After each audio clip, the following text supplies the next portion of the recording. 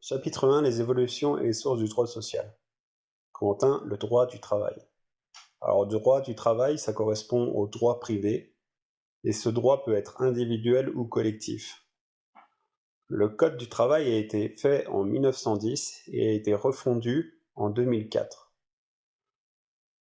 Les conditions pour être salarié sont qu'il y ait une rémunération, qu'il y ait un service qui a été fait, et qu'il y a une subordination entre le salarié et l'employeur. Concernant la sécurité sociale, couvre risques professionnels, les risques liés à la santé et à la famille, mais en aucun cas ça couvre le chômage. Pour les sources internationales, nous avons l'OIT qui a été créé en 1919 et qui regroupe les gouvernements, les représentants des syndicats et les représentants des employeurs. Le rôle de l'OIT est d'élaborer des conventions qui seront ensuite ratifiées, et du coup, s'ils sont ratifiés, ça prime sur la loi. Il y a d'autres organes, il y a le conseil d'administration et le BIT. Concernant le droit communautaire, donc le droit européen, nous avons les règlements qui priment directement, les directives où ça impose un objectif mais pas la manière de faire, les décisions qui sont clairement les cas individuels, et les avis. Les avis, c'est des recommandations, donc c'est pas obligatoire.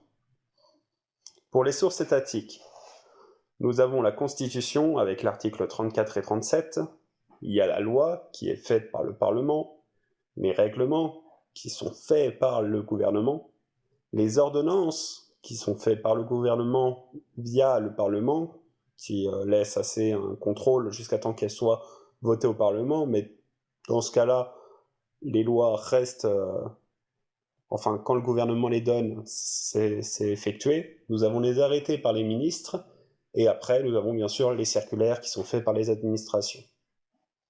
Au niveau des sources professionnelles, il y a la convention collective, qui est un ensemble de conditions, alors que l'accord collectif, lui, vise un seul sujet.